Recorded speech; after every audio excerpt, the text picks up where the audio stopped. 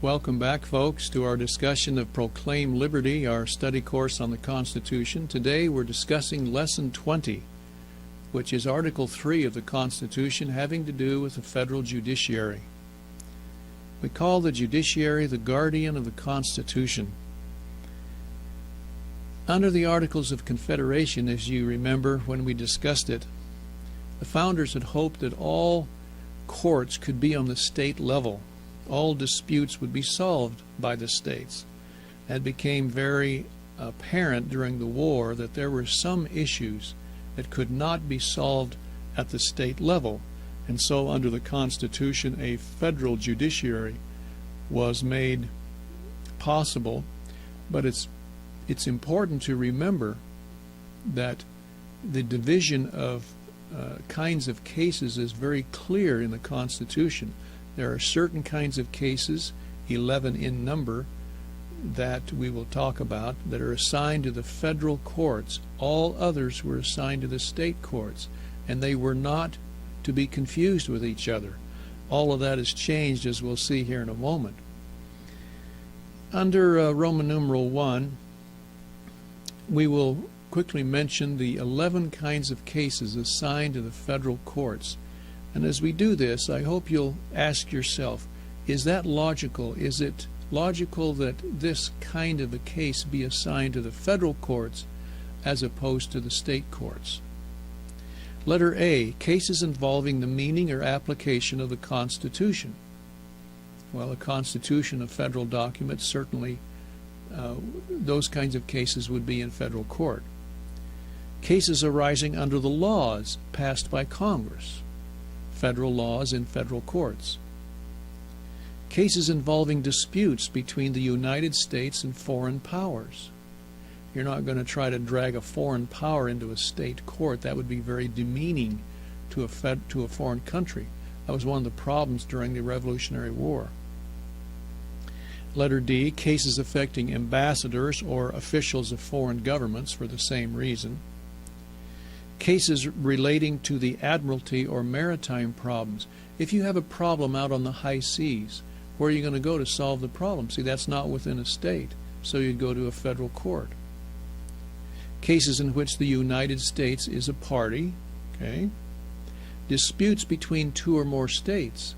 If one state tries to sue another and pull it into its state courts, you see that partiality, you go to a neutral court, which would be a federal court. States is your blank for letter G.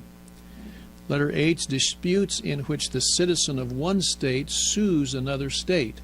This was actually repealed by the 11th Amendment.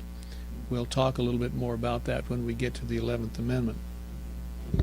Letter I, disputes between citizens of different states.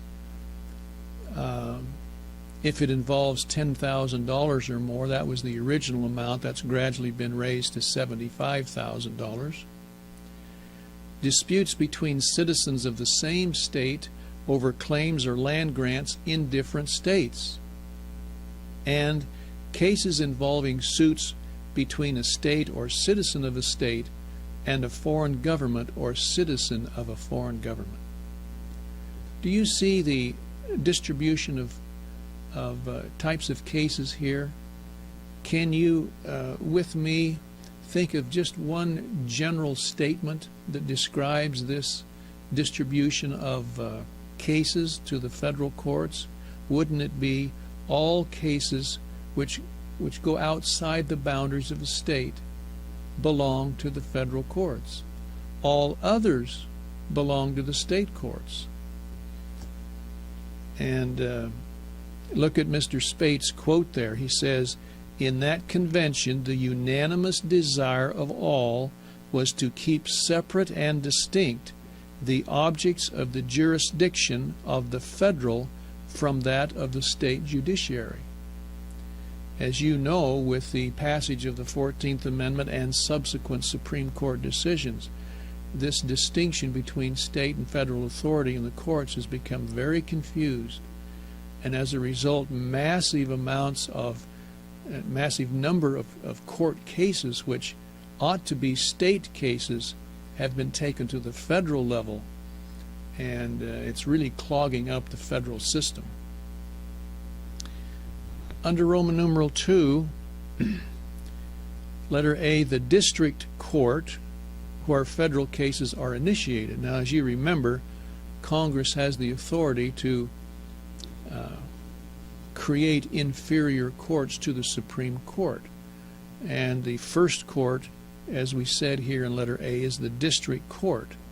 Originally, there was one district court in each state. Today, there are 94 federal district courts. Letter B, then there's the Circuit Court of Appeals. There are 9 circuit courts. And letter C, then the Supreme Court, or the Court of Final Appeal. There are 2 kinds of cases which both begin and end in the Supreme Court. Once again, most cases are filed in the district courts, and then sometimes they're appealed up through the appeals court and then finally to the Supreme Court. But there are 2 cases which both begin and end at the Supreme Court by the Constitution. Letter A, cases involving high officials of foreign countries such as ambassadors and consuls. And letter B, where one of the states is a party to the suit and the matter involves federal jurisdiction. The Supreme Court has fudged a little bit on that and assigning those to other levels of courts, but constitutionally, if it involves a state, it should begin originally with the Supreme Court. We call that original jurisdiction. Number 2, the Supreme Court will not review or hold hearings on all cases referred to it, but only those where the court is not satisfied with the ruling of the lower court. Out of the many thousands of cases that are appealed every year to the Supreme Court, the court can only hear at the most about 200, and that's your blank. And it's interesting to look at some of those 200 cases and see if they fall within the 11 kinds of cases that we just went through in the Constitution. And if you do that, it's kind of interesting. You can see where the Supreme Court has taken upon itself to adjudicate cases that are far beyond the 11 kinds of cases assigned to it in the Constitution. Letter D, Congress is authorized to set up additional courts as needed. These are called special courts, special is your blank, and usually involve technical issues such as taxes, customs, patents, and claims against the United States government. Section 2, Clause 3 of Article 3 provides that in all federal criminal cases, the trial shall be by jury. Jury is your blank. The 7th Amendment also provides for a jury trial in civil suits when the amount is in excess of $20. But that's the 7th Amendment we'll mention. It's interesting that the jury referred to here was what is called a common law jury, which could pass on the law as well as find the facts. Do we understand this? In other words, the responsibility of a jury would be not only to decide whether the person is guilty or not, but actually decide whether he should be prosecuted under a certain law or not. That's passing on the law as well as finding the facts. That's called a common law jury. But in 1895, the Supreme Court excluded the jury from determining the law, and thereby greatly weakened one of the great safety nets that an individual has in court and that the founders provided. I want you to listen to John Jay. Perhaps before this I should mention anyone who sat on a jury today would probably hear something like this from the judge. Ladies and gentlemen of the jury, you've heard the facts, meaning that both sides have been presented. Now I will tell you the law. Your responsibility is to decide the facts, meaning whether the guy did it or not, based upon the law, which I will give you. That's usually what you hear today. I want to read to you the instructions of the jury, the first jury case in the first Supreme Court under the first Supreme Court Justice John Jay in the United States. He says this: "It may not be amiss here, gentlemen, to remind you of the good old rule that on questions of fact it is the province of the jury, on questions of law it is the province of the court to decide. But it must be observed by the same law which recognizes this reasonable distribution of jurisdiction, you have nevertheless a right to take upon yourselves to judge of both, and to determine the law as well as the fact controversy." You see what he's saying there? It's usually the judge that tells the law, but you as jurors have the right. If you feel like this law is being misapplied by perhaps an overzealous prosecutor or something, you may say, it doesn't matter whether the guy did it or not. This law is not applied properly, and you can so return a verdict of not guilty. Do you understand that? That's common law jury. That's powerful, isn't it? Let's go on with his quote. "On this and on every other occasion, however, we have no doubt you will pay that respect which is due to the opinion of the court. For as on one hand it is presumed that juries are the best judges of fact, it is, on the other hand, presumable that the courts are the best judges of law. But still, both objects are lawfully within your power of decision." That's interesting, isn't it? Most people today go on juries thinking that's all they have to do is to decide whether the guy's guilty or not. But originally they had the responsibility of also standing and saying, no, we don't think this law, this citizen should be persecuted, or I should say prosecuted under this given law. Do you see that great safety net of a common law jury for a citizen of the United States? Letter A, it should be observed that the founders did not give the federal government any general police power. Police is your blank, but only authority to investigate and prosecute such matters as crimes on Indian reservations, counterfeiting, robbery or federally insured banks, interstate crimes, crimes relating to national security, such as espionage and sabotage. The states were extremely anxious to prohibit the development of a national police system. This is something that's usually overlooked in a lot of constitutional studies programs. But once again, the founders did not anticipate giving the federal government police power. You keep it very local. When you think about it, folks, the power given to a policeman to arrest and to do those kinds of things, that's a lot of power. You keep the control of that power very local. So if something should happen, you just go down the street to your chief of police or your sheriff and you say, hey, I think we have a problem here. And you see very local police force. Look at number 1. J. Edgar Hoover flatly refused to head up a national police service during the gangster era. He said it would mark the end of America's democratic republic. Certain politicians wanted Mr. Hoover during the gangster era to set up a national police force, and he flatly refused. Federal agents were not authorized by Congress to even carry weapons until a number were killed while conducting investigations. Number 3, under the founders' formula, most civil rights violations were under the province of state governments. Some Supreme Court decisions subsequent to the 14th Amendment brought more civil rights violations under the auspices of the federal government. But the federal government can still only investigate and prosecute. Violations within the states cannot be prevented by federal policing. That is the responsibility of local governments, chief of police, sheriffs, and so forth. Roman numeral 4, the guardian of the Constitution. The founders also made the federal courts a guardian of the Constitution. Letter A, they set up strictly limited government of carefully defined powers because, as Washington said, Government is not reason. It is not eloquence. It is force, like fire. It is a dangerous servant and a fearful master.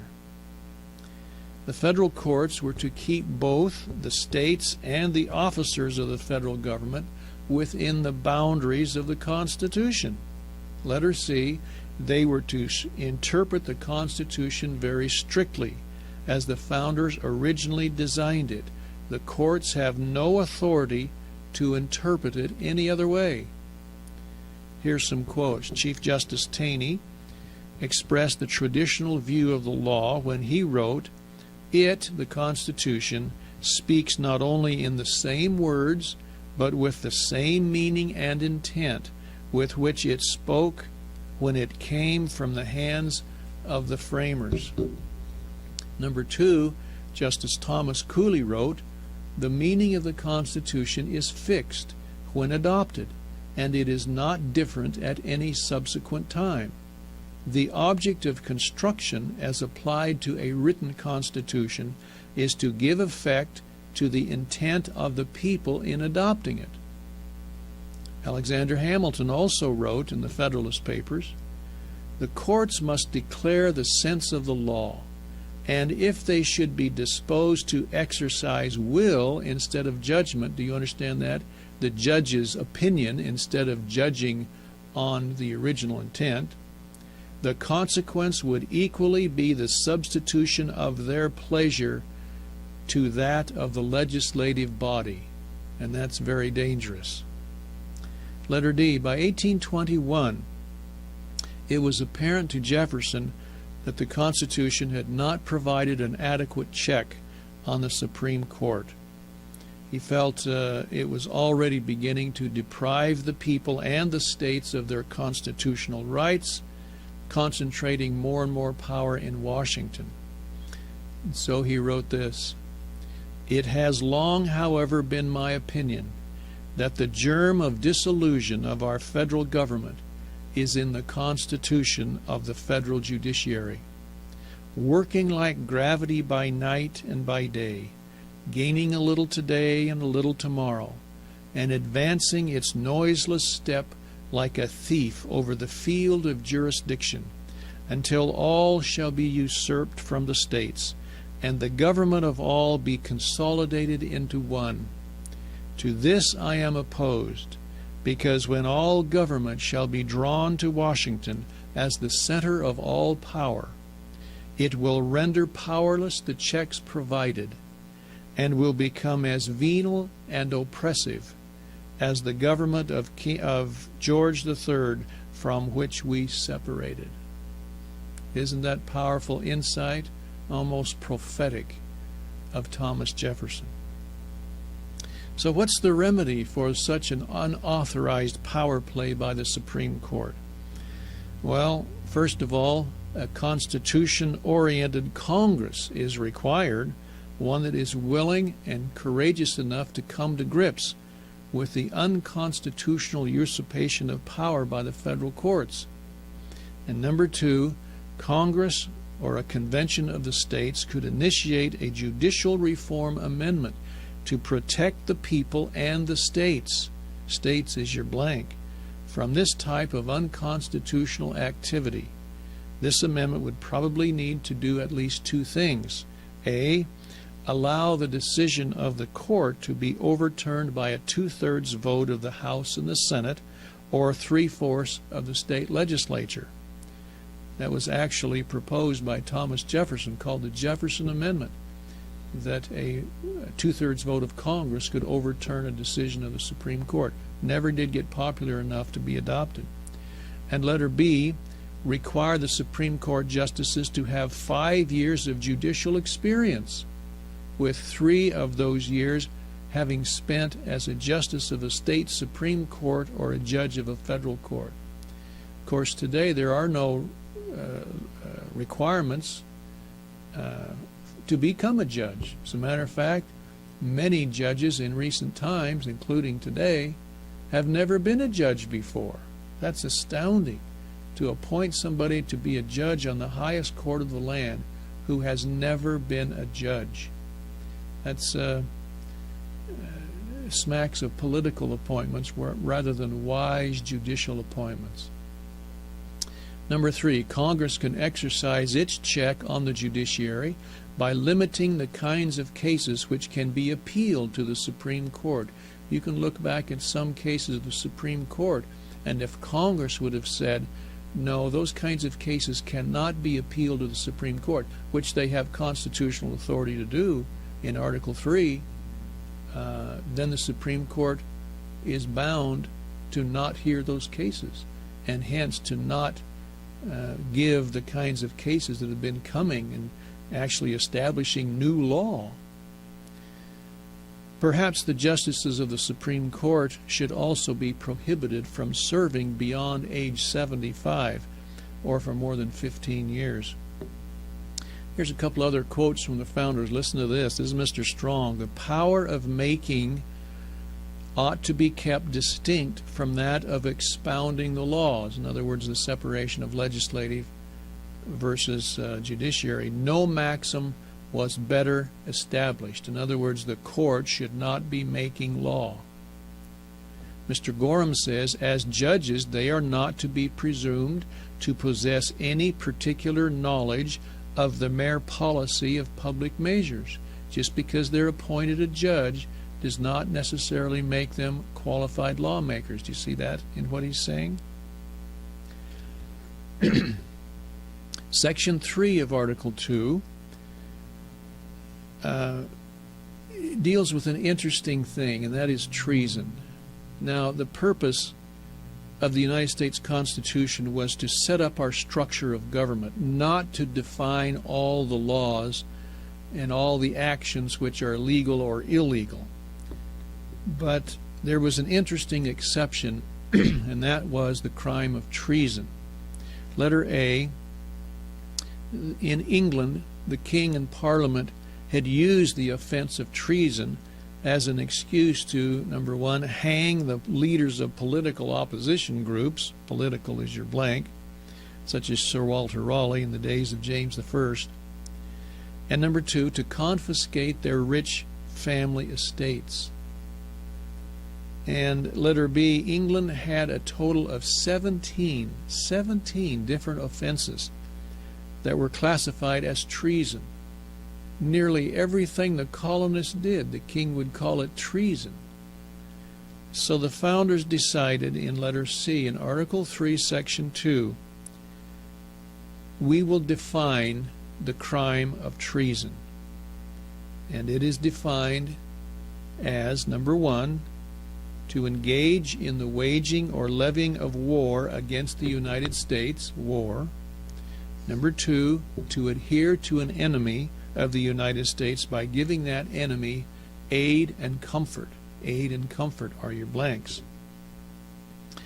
It's interesting that, letter D, the Supreme Court has held that a foreign power does not constitute an enemy within the meaning of this provision until Congress has actually declared war against that nation.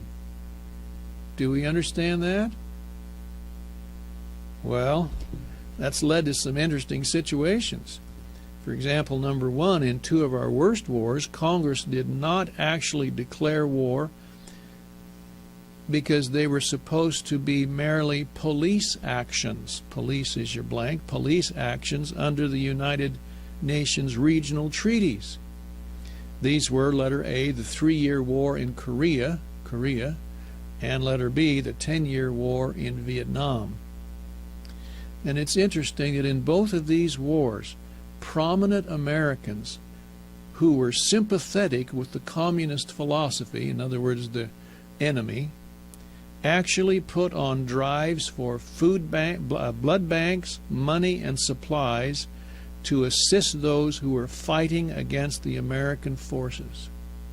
They could not be prosecuted for treason, aiding and comforting the enemy, because there had been no formal declaration of war by Congress. Amazing, isn't it?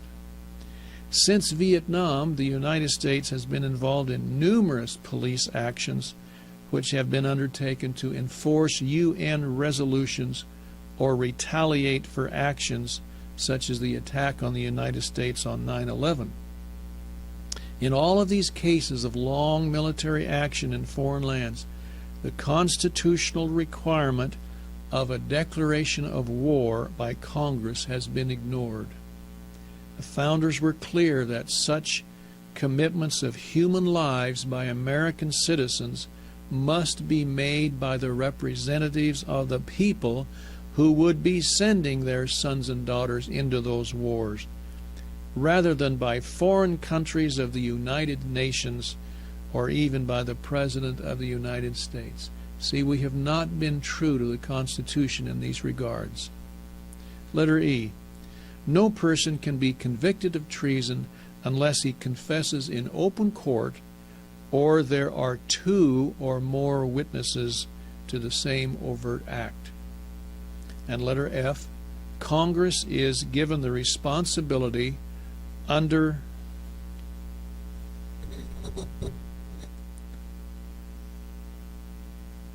Section 3 to declare the penalty for treason, and the U.S. Code states that the extreme penalty can be death. Letter G.